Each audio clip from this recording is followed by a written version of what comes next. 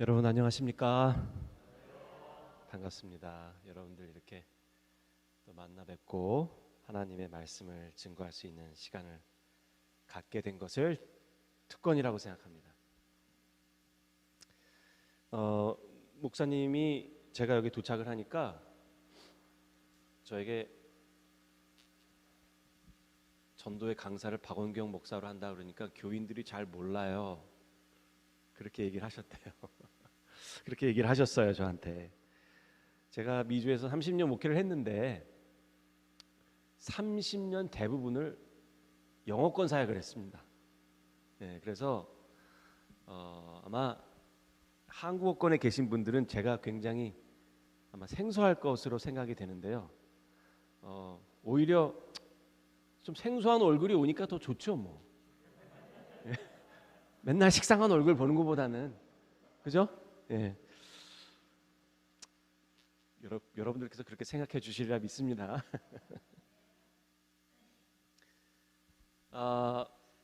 저는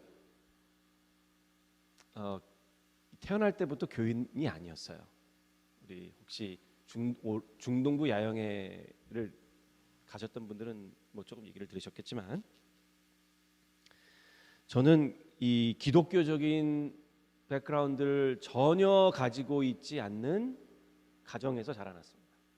그러니까 이제 한국의 불교하고 유교하고 이렇게 짬뽕이 된, 그래서 절도 등산하다가 시간 나면 살짝 들어가다 나오고, 유교적인 거는 이제 제사 날이 되면은 이제 뭐 또 저희 할머니 할아버니 뭐 이렇게 제사 지내고 하는 그런 집이었어요. 어렸을 때부터 저희 아버님이 교회에 대한 굉장히 안 좋은 생각을 갖고 계셨기 때문에 저도 저희 아버님 밑에서 교육을 받은 터라 교회에 대한 이미지가 좋지 않았습니다. 궁금하시지 않으세요? 제가 기독교, 뭐 교회 그러면 어떤 생각을 갖고 살았을까요? 어렸을 때. 혹시 여기도 어렸을 때는 교회 생활을 안 하셨던 분들도 계실 거예요. 저는 교회 그러면 어떤 생각을 했냐면, 왜 저 이북에 있는 우리 북한 주민들이 김일성, 김정일 막 동상 앞에서 막 울면서 가슴을 치면서 막 그냥 뭐 경례도 하고 뭐 장례식 나면은 꼭 자기 부모님 돌아가신 것처럼 막 그렇게 하는 그런 모습 있잖아요. 제가 늘 그 모습을 보면서 저거 진짜일까? 이런 생각을 늘 했었거든요. 그런데 교회 생각하면 딱 그 생각이 나는 거예요. 저거 딱 가짜다. 사람들 와가지고 뭐 노래 부르고 뭐 하긴 하는데 저거 다, 저희 아버님이 그렇게 저를 가르쳐요. 저거 다 가짜다. 저거 다 가짜. 그리고 저거 이상한 광신 집단이지 제대로 된 사람들이 모이는 곳이 아니다. 저는 항상 그런 생각을 갖고 있었어요. 그래서 이웃의 목사님들이나 뭐 교회 다니는 친구들이나 뭐 이런 사람들이 와가지고 저보고 예수 믿으라 그러면 제가 속으로 항상 약간 비웃으면서 백날 얘기해봐라, 내가 교회를 다니나, 이런 생각을 했어요. 근데 제가 이제 그 서울에 살 때 늘 왔다 갔다 하는 곳이, 그러니까 이 강남에서 이제 강북으로 이렇게 넘어갈 때 왔다 갔다 하는 곳이 강남 고속버스 터미널 앞에서 한남동으로 지나는 그 반포대교를 이렇게 왔다 갔다 해요. 그러면 거기서 버스를 타고 강남은 그 생명의 말씀사 앞에서 고속버스 터미널 앞에서 버스를 타고 건너가지고 그 강북으로 딱 넘어갈 때까지 시간이 약 한 15분 정도 됩니다. 시간이 한 15분 정도 되는데, 그 15분 되는 시간 안에 이제 주로 어떤 일이 벌어지냐면, 버스 정류장에서 가방을 든 분이 어떤 분이 탁 타. 그리고 다른 사람들은 다 이제 이게 앉아 있으면은 그분 혼자 딱 서가지고 가방을 딱 엽니다. 가방을 열면은 거기에 이제 물건 하나 딱 꺼내요. 그러니까 이분은 이거를 팔아야 돼. 예. 그러니까 요 정류장에서 그 다음 정류장까지 아무도 못. 왜냐면은 이 정류장은 강 바로 전이고 그 다음 정류장은 다리를 건너서 강북으로 가야 되니까 그분이 그걸 자리를 딱 거기 잡은 거예요. 예? 그래가지고서는 물건을 딱 꺼냈는데 이제 뭐 그때 어린 나이였기 때문에 뭐 중학생이었나 하여튼 어린 나이였기 때문에 그 물건 파시는 그분들의 모습을 저는 너무 재밌게 보는 거예요. 예. 그러면 처음 딱 타면은 이분이 물건을 딱 꺼내는데 제일 많이 파는 물건이 뭐냐면은 우비입니다. 우비. 볼 때 없는 레인코트를 딱 꺼내. 그러면 이제 한 15분 동안 왜 이 우비를 사야 되는지. 예. 아니 버스 탄 사람들이 우비 사러 탔습니까? 아니잖아요. 그죠? 우비를 살려는 마음은 전혀 없어. 그런데 이 사람은 미션이 하나 있는데 그게 뭐냐면 정류장에서 다음 정류장까지 가는 사이에 우비를 살려는 의도가 전혀 없는 사람들에게 우비를 팔아야 되는 거예요. 예. 그걸 되게 쳐다보고 있으면은 기가 막힙니다. 예, 이분들은 이거를 팔아야 먹고 사니까. 예. 그러면 어떤 때는 이거를 꺼내 가지고 칼을 갖다가 놓고 막 우비를 예? 막 찢어. 안 찢겨. 예. 그다음에 제가 제일 재밌어하던 게 뭐였냐면은 버스 타면 여기 손잡이가 있잖아요. 그 우비를 손잡이에 걸어 가지고 대롱대롱 매달리는 거예요. 거기에 안 끊어진다는 거예요. 그러면은 한 버스에 한 15명 정도 타면은 우비를 사는 사람이 있을까요? 없을까요? 거기 한 15분 동안 반드시 한 사람 내지 두 사람은 있어. 예. 그 중에 이제 대표적인 사람이 저희 아버지. 예. 저희 아버지 하여튼 버스 타고 지하철 타고 어디 갔다 오시면은 그 우비도 사오시고 뭐 무슨 뭐 하여튼 별의별 걸 다 사오세요. 근데 하루는 우비를 사오세요. 저는 절대로 안 사거든요, 그거를.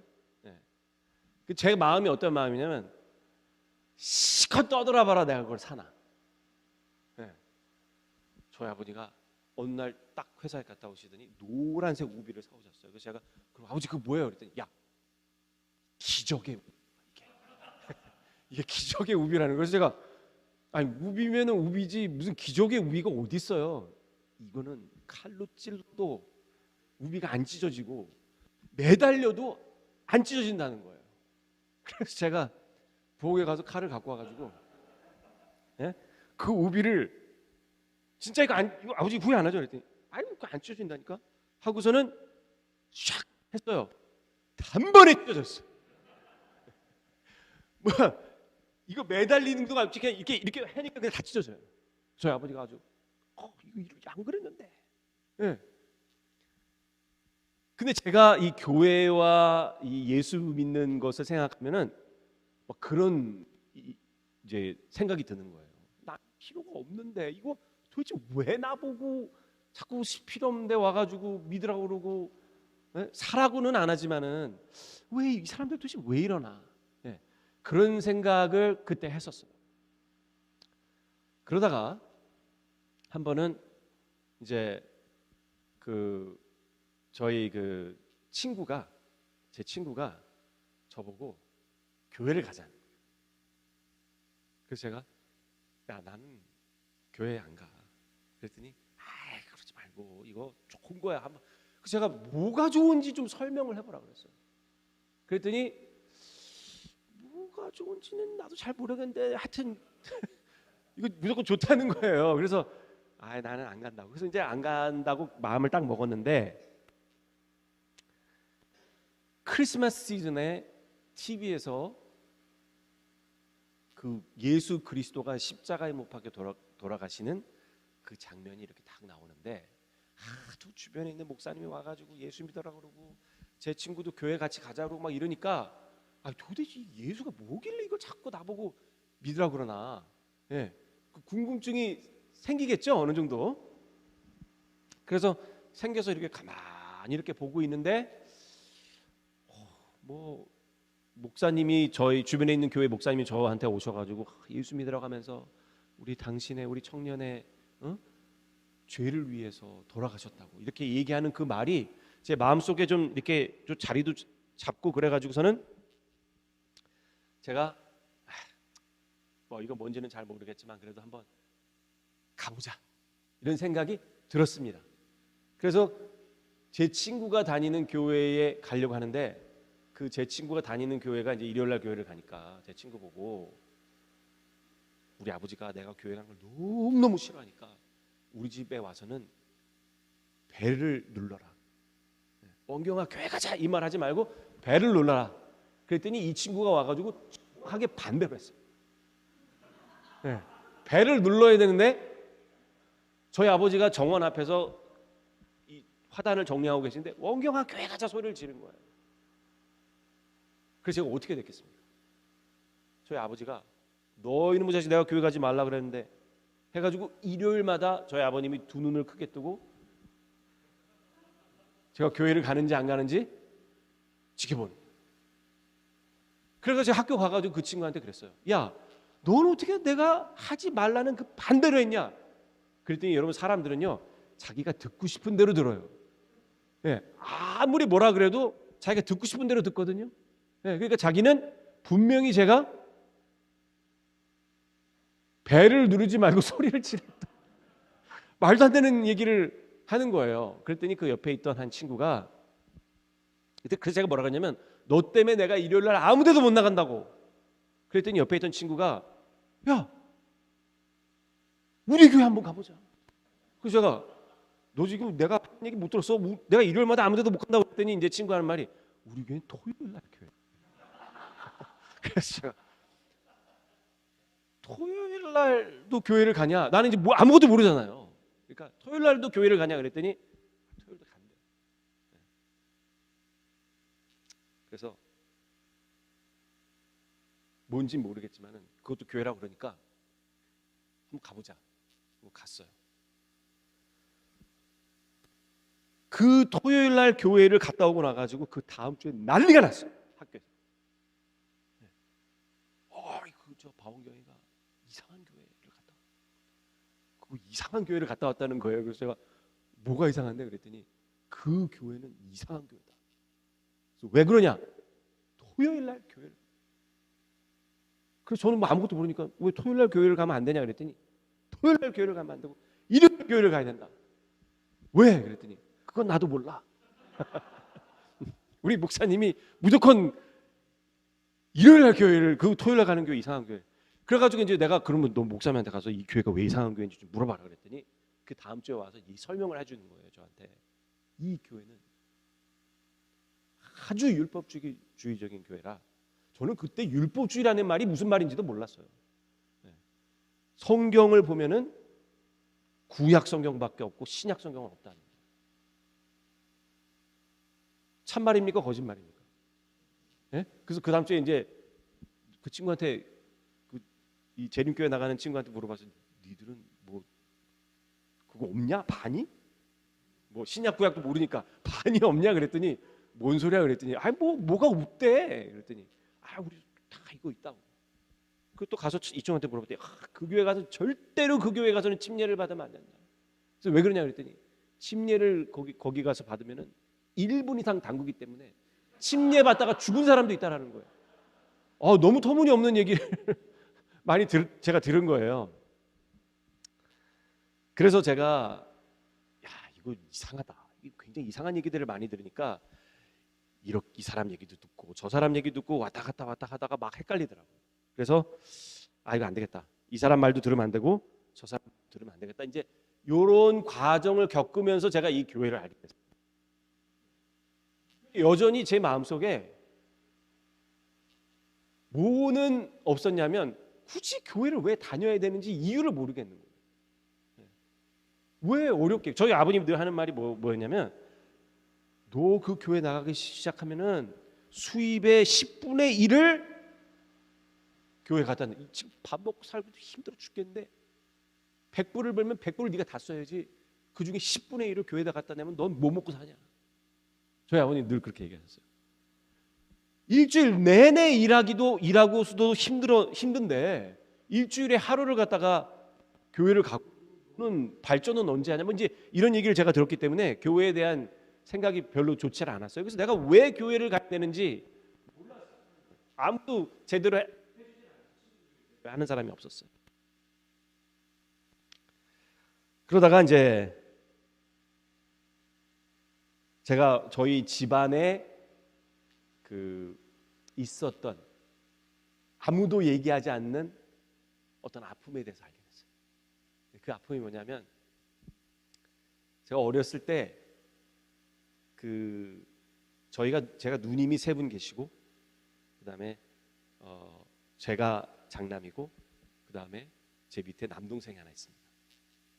제가 돌 사진을 이렇게 봤는데 거기에 보니까 장남으로 안 써 있고 하남으로 써 있는 거예요. 형이 없는데 써 있는 거예요. 그래서 이게 어떻게 된 거지 하고서 그 사진을 들고 부모님한테 찾아가서 아니 분명히 우리 장남 맨날 그러셨는데 어떻게 이 사진에 차남으로 써 있습니까? 그랬더니 그때 이제 저희 어머님이 눈물을 흘리시면서 저에게 무슨 말씀을 하시냐면 제가 어렸을 때 저희 집에 전신마비가 된 어떤 형이 한 명 있었어요. 그러니까 이제 완전히 머리끝부터 발끝까지 다 마비가 돼가지고 이 입 밖에 못 움직이는 형이 있었어요. 그런데 무슨 형인지 모르겠는데 나중에 알고 보니까 이제 그분이 제 형이었던 거예요. 근데 제가 어렸을 때 제가 기가 죽을까봐 부모님들이 그분이 내 형이라고 얘기를 안 했어요. 돌아가실 때까지. 그리고 나중에 제가 이제 사진을 통해서 알게 되고 나니까 그때 얘기를 한 거예요. 근데 제가 그때 그 사실을 알게 된 다음에 너무 마음에 상심을 했어요. 그래서 제가 그때 처음으로 막 그 어린 나이에 이게 지금 막 이게 거의 무슨 요즘 말로 멘붕이 온 거죠. 그래가지고 어디 가서 누구랑 얘기를 해야 되는지 어디서 위로를 받아야 되는지를 모를 정도로 막 방황을 좀 했었습니다. 그런데 제가 이 교회에 와서 예수님에 대해서 이야기를 딱 들으면서 그때 있었던 제가 아픔을 가지고 있었던 그것이 교회와 약간 이렇게 접목이 되면서 여기서는 내 마음에 받은 그 아픔과 상처와 희망과 이런 거를 받을 수 있나 하는 그런 생각을 이제 하게 된 거죠. 이번 주에 여러분과 함께 제가 느헤미야를 좀 공부를 하기를 원합니다. 느헤미야의 이름의 뜻이 뭐예요? 하나님은 나의 위로자. 여러분, 위로받으실 일들이 좀 있으세요? 제가 철없을 때는 위로받을 일이 없었어요. 뭐 몸 건강하고 여기저기 왔다 갔다 다 그러니까 위로받을 일이 뭐가 있겠어요. 그런데 이렇게 조금 살다 보니까 위로받을 일들이 하나둘씩 생기기 시작하더라고요. 그래서 도대체 왜 느헤미야의 이름을 하나님은 나의 위로자라고 했을까? 자, 여러분 여기 느헤미야 1장 1절의 말씀을 한번 보겠습니다. 하가야의 아들 느헤미야의 말이라. 아닥사스다 왕 제20년 기슬르월에 내가 수산궁에 있더니 그랬습니다. 자, 여기서 말하는 이 수산궁은 이스라엘 사람들이 살고 있는 이스라엘 궁정이 아니라 이스라엘에서 한 1,000몇 마일 정도 떨어져 있는 페르시아라는 나라의 궁전이 수산궁이에요. 1장 1절에 여러분들이 읽고 있는 이 느헤미야는 어느 나라 사람입니까? 이스라엘 사람이에요. 그러면 이 이스라엘 사람이 무슨 여유로 멀리 떨어져 있는 페르시아 수산궁에서 살고 있었을까요? 포로로 갔어요. 예. 오래 전에 바벨론이라는 나라가 쳐들어와 가지고 이스라엘 사람들이 살고 있는 그 땅을 정복하고, 쳐들어와서 불태우고 다 망가뜨리고 사람들을 노예로 끌고 바벨론이라는 나라에 데리고 갔습니다.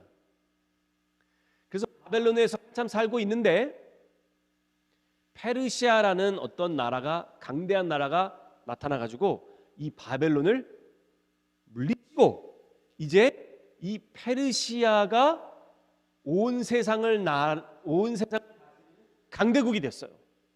그래서 이스라엘 백성들이 처음에는 바벨론에 의해서 끌려가지고 이 땅으로 갔는데 이제 페르시아라는 나라가 와서 이 나라에 이제 정착을 하면서 살게 된 겁니다. 그런데 이 페르시아는 그 왕이 바벨론 사람들 같지 않아서 이스라엘 사람들에게 뭐라고 명령하냐면은 이제 너희 나라로 돌아가라 얘기를 해요. 그래서 2절에 보면은 나의 한 하나니가 두어 사람과 함께 유다에서 이르렀기로 내가 그 사로잡힘을 면하고 남아있는 유다 사람과 예루살렘 형편을 물은즉 그랬습니다. 자, 2절 한번 잘 보세요. 여기에 느헤미야는 수산궁에 있고 지금 느헤미야의 형제 중에 한 사람이 이름이 뭡니까? 하나니. 이 하나니가 한 두어 사람과 함께 유다에서 어디로 온 거예요? 유다, 이스라엘 백성들이 원래 살고 있었던 고향입니다. 자기네 고향에서 포로 생활을 했던 페르시아 수산궁에 온 거예요. 자, 여러분, 이거 안 어렵죠? 예? 지금 어려워요? 안 어렵죠? 예. 어려우시면 어렵다고 얘기를 하셔야 돼요. 그래서 왔어요. 그래서 느헤미야에게 온 거예요. 그랬더니 느헤미야가 뭐라고 얘기하냐면 자기는 지금 고향으로 돌아갔습니까? 못 돌아갔습니까? 못 돌아가고 여기 형제들은 고향으로 돌아갔어요. 혹시 여기 혹시 여러분들께서 이 글씨가 모르겠는데 여기 보니까 이 페르시아의 왕들이 이스라엘 백성들을 본국으로 돌려보냅니다. 좋은 일이에요? 나쁜 일이에요? 좋은 일이죠. 예.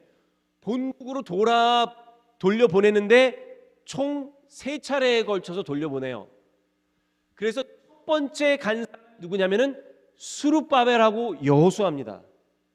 그래서 스룹바벨하고 여호수아가 고레스 왕, 이 바사 왕이라고 써 있죠. 바사 왕이라는 것은 페르시아의 왕입니다. 고레스 왕의 명령에 의해서 돌아갔어. 이스라엘 백성들의 가장 중요한 게 뭐냐면 교회예요. 성전. 그래서 스룹바벨하고 여호수아가 돌아가 가지고 성전을 짓습니다. 그 다음에 기원전 458년, 거의 몇 년 후죠? 거의 80년 후죠. 80년 후에 학사 에스라가 돌아갑니다. 그때 왕의 이름이 뭐예요? 아닥사스다 왕이에요. 그래서 에스라는 돌아가서 회복했냐면 율법을 회복했습니다. 하나님의 백성들에게 우리가 이렇게 포로 생활에 끌려가 가지고 수십 년 고생한 것은 하나님의 말씀에 순종하지 않고 우상 숭배하고 과부와 고아들을 괴롭히고 정직하지 못하게 않게 살았기 때문에 우리가 이렇게 됐으니 이제 하나님의 말씀을 우리 사이에서 회복해서 그 다음에 어떻게 해요? 다시는 이런 수모를 겪지 말자 하고 1차와 2차 포로 귀환령에 따라서 백성들이 돌아갔습니다. 여러분들이 저와 함께 지금 공부하게 되는 이 느헤미야는 언제 돌아간 거예요? 세 번째, 몇 년?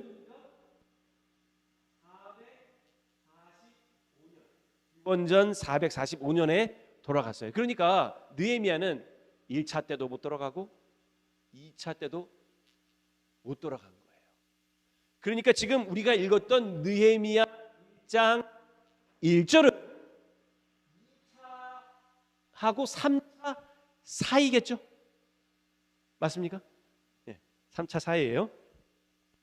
그래서 느헤미야가 예루살렘에서 온 그 유다 땅에서 온 자기 형제들에게 그 돌아가서 어떻게 잘 살고 있는 거야? 네, 물어보는 거예요. 그러니까 저희 그 미국에 93년에 왔거든요. 앤드루스에 공부하러 93년에 왔는데 저희 아버지가 원경아 미국 가면은 다른 건 모르니 딱 한 가지만 해줘라. 그래서 아버지 제가 뭐를 하면 될까?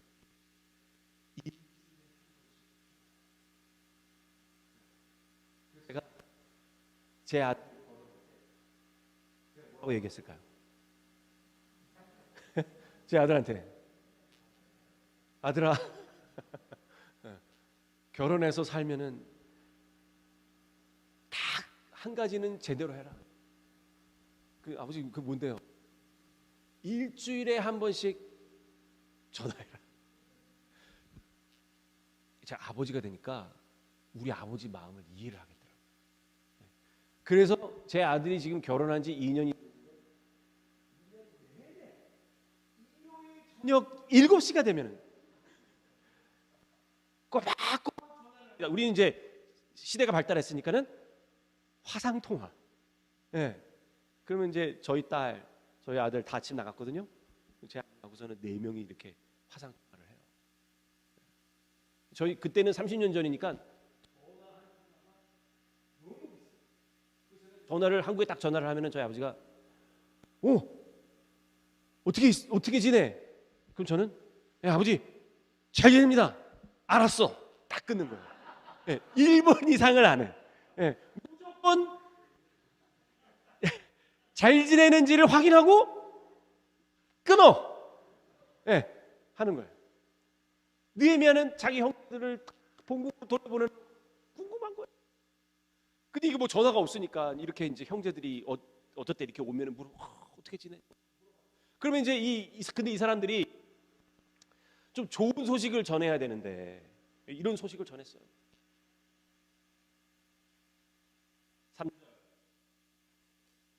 내게 이르되 사로잡힘을 면하고 남은 자가 그 도에서 큰 환난을 만나고 능욕을 받으며 예루살렘 성은 회파되고 성문들은 소화되었다 하는지라. 여러분 소화되었다는 말이 무슨 말입니까?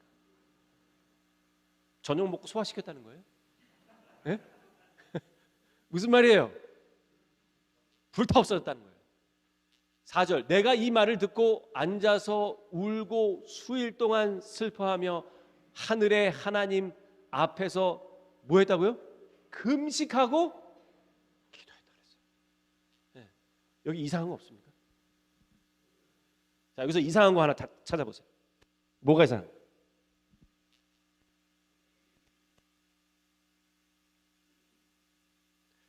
그거를 제가 설명을 하면 정말 이상합니다. 근데 설명 듣기 전까지 별로 이상한 거 없죠? 이게 어느 부분이 이상하냐면요.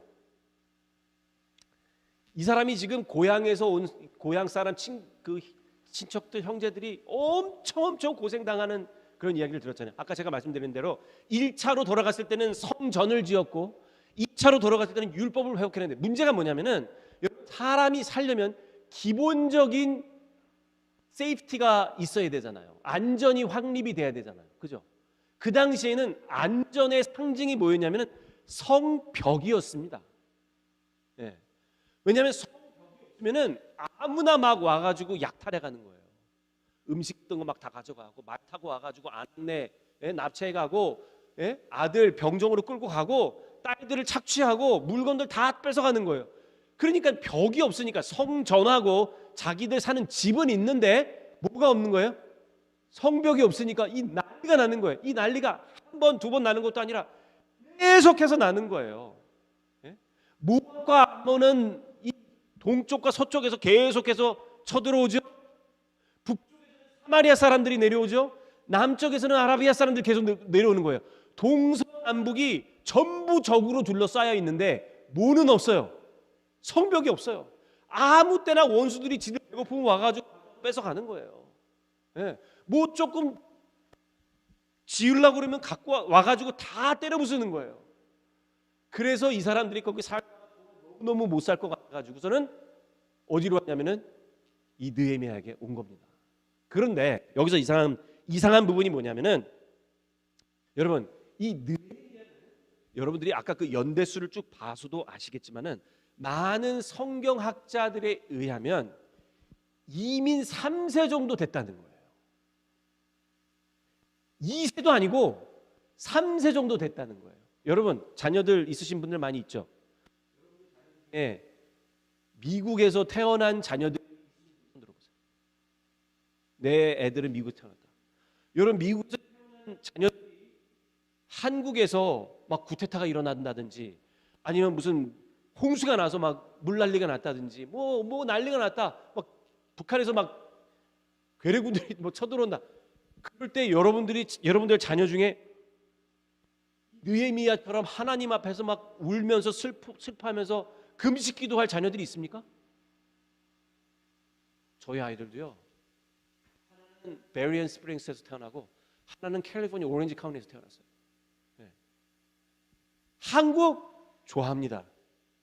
K 드라마, 네? K 팝, K 푸드 뭐 이런 거 다 좋아해. 네. 그런데 한국에서 일어나는 힘들고 어려운 문제들이 있으면은 얘네들이 이 느헤미야처럼 슬퍼할까 그런 생각을 해보게 되는 거예요. 저희 아이들이 2세인데도 그런데 여러분 3세쯤 내려가면은요 그냥 기억 못해요. 솔직히 할아버지 할머니 이름 모르는 사람들도 많잖아요. 증조 할아버지 고조 할아버지까지 가면은 그분들의 종교가 뭔지 그분들이 배운 게 뭔지 아무도 nobody cares. 아무도 관여 안 합니다. 그런데 제가 이 3절을 읽고 얼마나 놀랐냐면 어떻게 이 느헤미야는 이랬을까? 4절 내가 이 말을 듣고 앉아서 울고 수일 동안 슬퍼하며 하늘의 하나님 앞에 뭐 했어요? 금식하고 기도했다. 그래서 1장을 우리가 1절부터 4절까지 읽어요. 그런데 1장의 나머지 모든 내용은 느헤미야가 하나님께 금식하고 울며 기도하는 내용이 1장 내용입니다. 다른 거 없어. 다 그것만 나오는 거예요. 그래서 제가 이걸 보고 야, 어떻게 느헤미야 이럴 수가 있을까? 이게 여러분 우리 이민교회의 숙제 아닙니까? 그렇죠? 우리의 자녀들 함께 교회 나오고 함께 생활하고 다 했는데 대학만 다 교회를 떠. 그때부터는 이제 감당할 수 없는 자유가 오잖아요. 차 있고 뭐 다 있으니까 뭐 가고 싶은데 다 가고. 제가 로마린다에 있으니까 사람들이 전화가 와요. 목사님, 우리가 로마린다를 갔는데 거기 교회 나가나요? 분명히 우리 애들이 교회 나간다고 했는데 네, 목사님 교회 나간다고 그러더라고요. 교회 나가나요? 그러면 아드님 성함이 어떻게 되시죠? 하고 딱 물어보면 누구누구라고 딱 얘기를 해요. 그러면 나와. 그런데 엄마 아빠한테는 교회 나간다고 얘기하고 교회 안 나간다 그러면 섭섭해하니까 나간다 그러고 교회는 안 나가요. 그리고 대부분 학교 학창생활 시작하면서 신앙을 다 잃어버립니다. 그런 아이들이 부재예요. 네. 그런데 어떻게 이런 일이 있을 수가 있냐 말이에요. 그런데 이 느헤미야가 재미있는 게 있어요. 저 같으면은 1차도 포로로 돌아가고 2차도 포로로 돌아갔는데 이렇게 눈물을 흘리고 하나님 앞에서 그 민족을 위해서 기도할 정도 되면은 돌아가고 싶었을까요? 안 돌아가고 싶었을까요? 돌아가고 싶었겠죠. 근데 하나님께서 1차 때 느헤미야 보냈어요? 안 보냈어요? 안 보냈어요. 2차 때 보냈습니까? 안 보냈습니까? 안 보냈어요. 3차는 아직 일어나지도 않았으니까 느헤미야는 지금 본국으로 돌아갈지 안 돌아갈지도 모르는 거예요. 그럼에도 불구하고 오늘 이 내용을 보니까 느헤미야는 어떤 상황에 있었던 겁니까? 하나님 앞에 신실한 상황에 있었던 거예요. 제가 고등학교 3학년 때 신앙을 제대로 해보겠다고 안식일을 지켜야겠다. 그때는 토요일날, 지금도 토요일날 학교 가나요? 안 가죠? 한국은? 네. 그때는 토요일날 학교를 갔습니다. 근데 제가 안식일을 지키겠다고 토요일날 학교를 했습니다. 근데 학교에서 빠질 수 있는 그 일수가 있어요. 며칠 이상 빠지면은 퇴학입니다.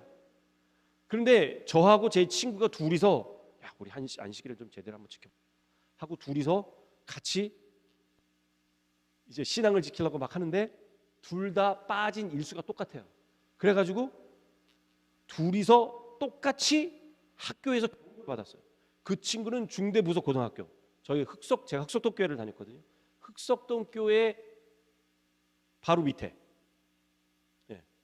그 중대부속 고등학교였고, 저는 서울고등학교를 다녔습니다. 그래서 양쪽 고등학교에서 니들 한 번만 더 빠지면 퇴학이야. 퇴학까지. 그리고 더 빠지면 퇴학이니까 이제 어쩔 수가 없어가지고서는 안식일을 지키기 위해서 삼육학교로 전학을 가야 되는 상황이 됐습니다. 그래서 목사님께 우리 둘 다 삼육학교 전학을 보내달라고 부탁을 했어요. 제 친구가 전학이 됐습니다. 네, 한국 삼육 고등학교로 전학이 됐어요. 그리고 저는 어떤 마음이었을까요? 이제 우리 담임 목사님이 나도 이제 전학을 시켜주겠구나. 네, 들뜬 마음으로 기다리고 있었습니다. 근데 어느 날 제 친구가 딱 오더니 아주 슬픈 표정으로, 야 원경아, 그래, 왜? 아니, 학교에 대한 소식인데. 왜 학교 왜 어떻게 된 거야? 너는 안 된대. 그래서 제가 왜 담임 목사님이 넌 해줬잖아. 나도 할 수 있는 거 아니야? 그랬더니 저보고 뭐라고 하냐면 넌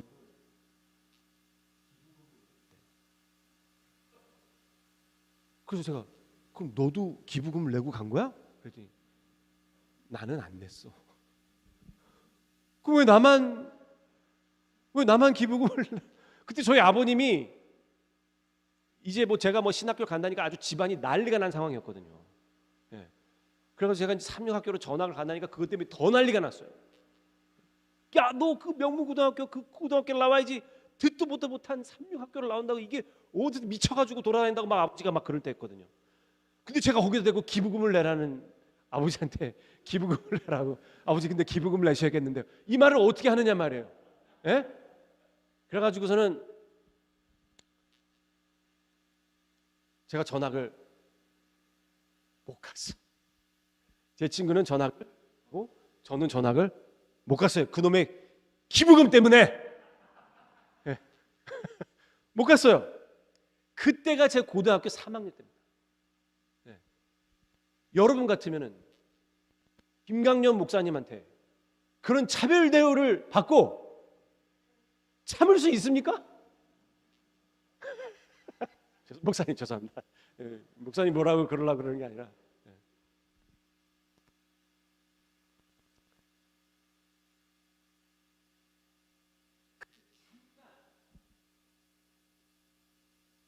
이 마음에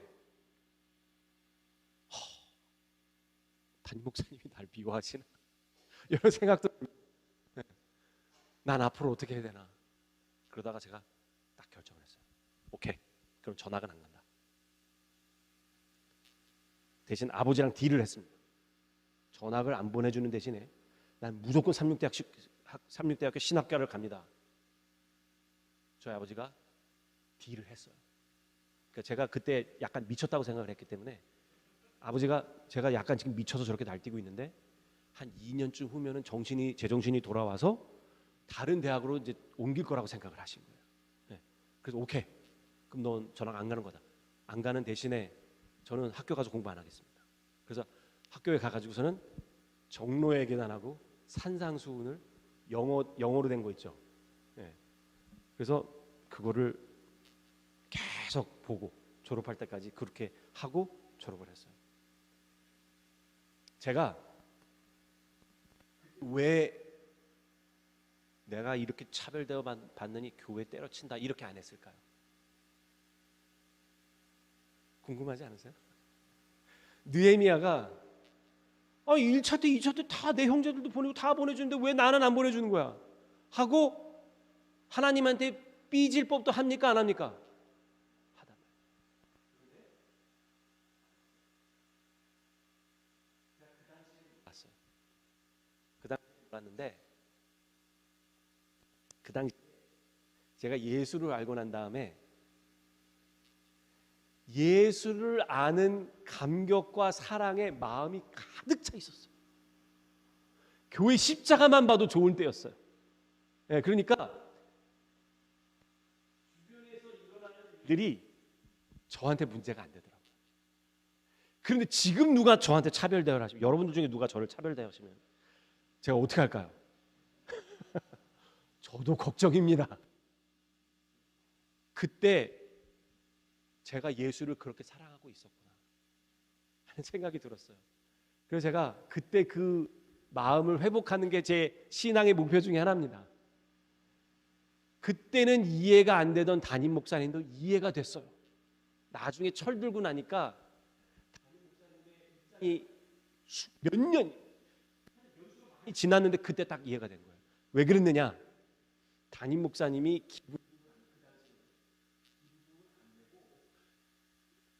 언학을 시켜줄 수 있는 사람이 한 사람밖에 없었어요. 둘 중에 하나 중에 선택을 해야 되는 거예요. 이 목사님 그냥 가슴 아픈 마음으로 그 친구를 선택을 하신 거예요. 어쩔 수 없이. 네. 그게 다 이해가 되더라고요. 나중에는. 네. 근데 여러분 이 느헤미야가 이렇게 힘들고 어려운 상황에 딱 처해 있을 때 그의 마음속에 하나님에 대한 어떠한 생각이 딱 있고 나니까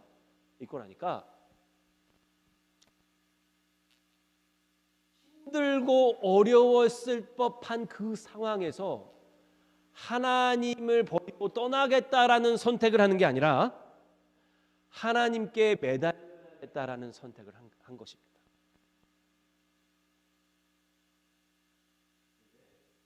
제가 여러분들께 강조해서 얘기해 드리고 싶은 것은 느헤미야가 1장부터 13장까지 있어요. 1장부터 13장의 대부분의 내용은 이스라엘 백성들이 느헤미야와 함께 어떻게 예루살렘 성벽을 지었는가를 설명하는 게 느헤미야 책입니다. 아시겠어요? 느헤미야 책은 그 예루살렘 성벽을 어떻게 지었는지를 설명하는 책이에요. 그런데 그 장황한 이야기를 설명하고 있는 그 내용 중에 하나님께서는 1장을 위로가 많이 필요한 느헤미야에 대한 이야기를 하시면서 그가 얼마나 가슴 아파했고 그가 얼마나 하나님 앞에 기도했는지를 설명하지 않을 수가 없었던 것입니다. 그 이유는 사람들의 눈 속에는 사람들이 열심히 노력해서 지어진 그 성벽이 사실은 그 파운데이션, 그 근간이 어디에 있었기 때문에 라고 생각을 하기를 원하시는 걸까요? 위로가 필요한 느헤미야가 하나님 앞에 나아갔다라는, 무엇보다도 그것이 먼저 있었다라는 사실을 설명하고 그 기초 위에 하나님의 예루살렘 성벽이 지어졌다라는 것을 말씀하기 위해서 일부러 그렇게 하십니다. 그래서 여러분, 가장 중요하고 가장 절실하고 가장 필요한 것은 무엇이 기초가 됩니까? 여러분들의 위로받을 마음과 여러분들의 마음을 하나님께로 가지고 나오는 그 일이 가장 기초가 되고 가장 필요한 일이라는 것입니다. 그게 됐기 때문에 성벽이 지어진 거예요. 하나님은 그것을 이야기하고 싶었던 것입니다. 그런데 놀랍게도 이름의 뜻이 뭐라고 그랬습니까, 여러분? 하나님은 나의 위로자. 그런데 제가 느헤미야서를 처음부터 끝까지 몇 번을 읽었는데요, 느헤미야의 이름의 뜻은 하나님은 나의 위로자인데 나중에 이 이야기를 다 읽고 그 핵심을 딱 들어보면은 어떤 결론을 갖게 되는지 아세요? 느헤미야 때문에 하나님께서 위로받는다는 사실입니다.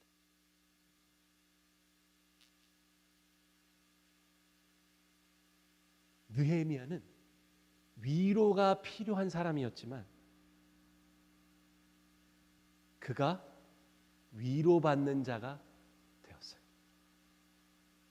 2022년 팬데믹이 한참일 때 저희 아버지가 4월 달에 돌아가시고 저희 어머니가 11월 달 같은 해에 돌아가셨어요. 제가 인생을 살면서 그때만큼 힘든 적이 없었습니다. 아버지 장례식은 가지도 못했어요. 팬데믹이 너무 심해가지고 저희들 눈이 내가 가봐야 주차장에서 건물 안으로 못 들어간다는 거예요. 그래서 네가 온다고 고집을 피우면 우리가 다 기다릴 텐데 안 오는 게 좋겠다. 그래서 못 갔습니다. 11월 달에 어머니가 돌아가셨어요. 그때는 조금 이 팬데믹이 조금 누그러져 가지고 거의 어머니 돌아가셨다는 얘기를 듣고 반 미친 사람이 돼서 막 서류해가지고 어머니 장례식장에 갔어요. 어머니 영정 앞에서 제가 위로를 못 받았어요. 불효자가 되었다라는 생각 때문에. 그런데 장례식을 해야 되는데 장례식이 제가 아는 목사님이에요. 네. 전화가 왔어요. 바로 전날. 박 목사 어떡하지? 왜요? 그래. 내가 코비드 근접자가 돼가지고 오늘 집에 와보니까 그 집사님이 코비드에 걸렸는데 나는 괜찮은데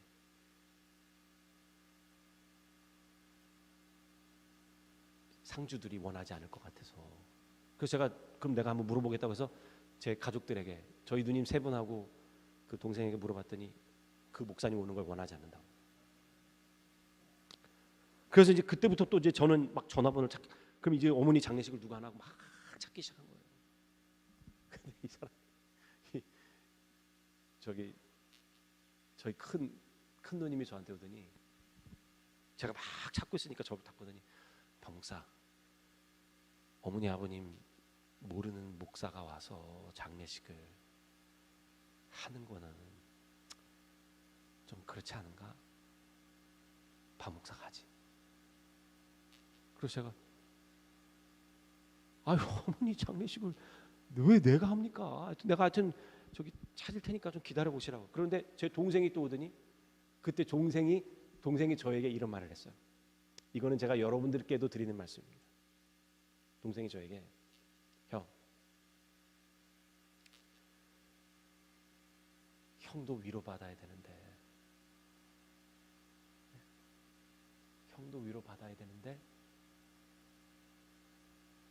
그래도 형이 위로해줬으면 좋겠어. 그 얘기를 하더라고요. 그래서 그 순간에 잠깐 대화를 멈추고 방으로 들어가서 기도를 했어요. 그때 딱 드는 생각이 내가 지금 상황이지만 여러분 아버지 장례식도 못 가고 어머니 장례식이 왔는데 제가 위로 받아야 되잖아요. 그렇습니까? 안 그렇습니까? 네. 날 보고 지금 이 사람들을 위로하라는 거예요. 그러니까 좀 막 헷갈렸는데 이것도 하나님의 부르심이겠구나. 그래서 제가 저희 어머님 장례식을 했어요.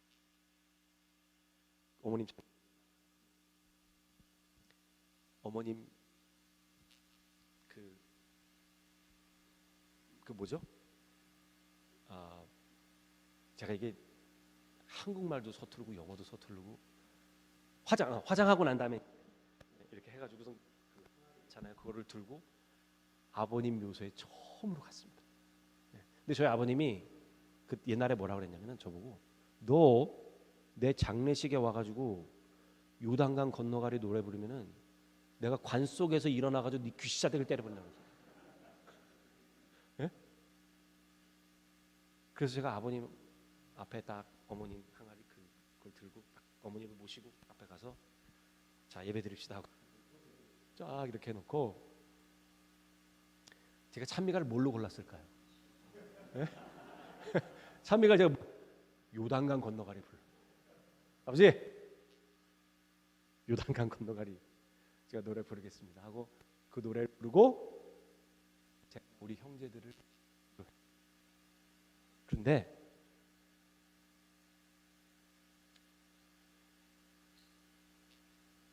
제가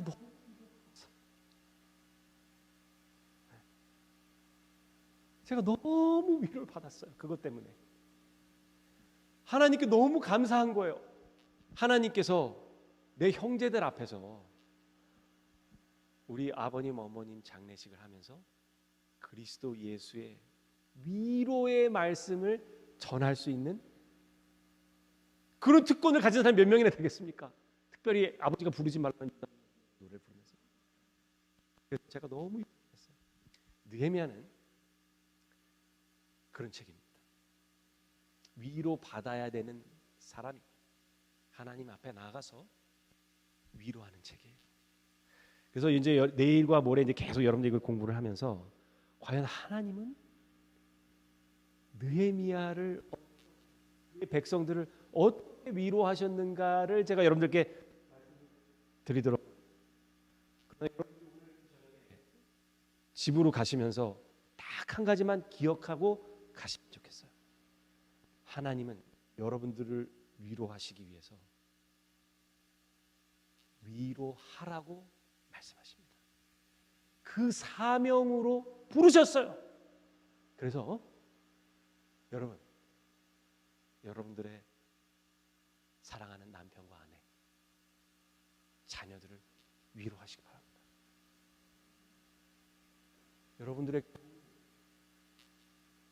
여러분들이 위로하셔야 돼요. 오늘 뭐 김 목사, 박 목사, 이 목사가 와가지고 알아서 위로하겠지 뭐.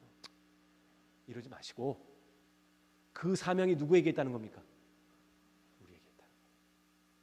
그 하나님께서 부르신 위로의 사명이 여러분들에게 임할 때 여러분들은 하나님께서 주시는 그 위로를 또 경험하게 되는 겁니다. 네. 오늘 조금 두서없이 여러 가지 이야기를 많이 드렸는데 내일은 하나님께서 이 이스라엘 백성들을 어떻게 위로하셨는지를 좀 더 자세히 설명을 하도록 하겠습니다.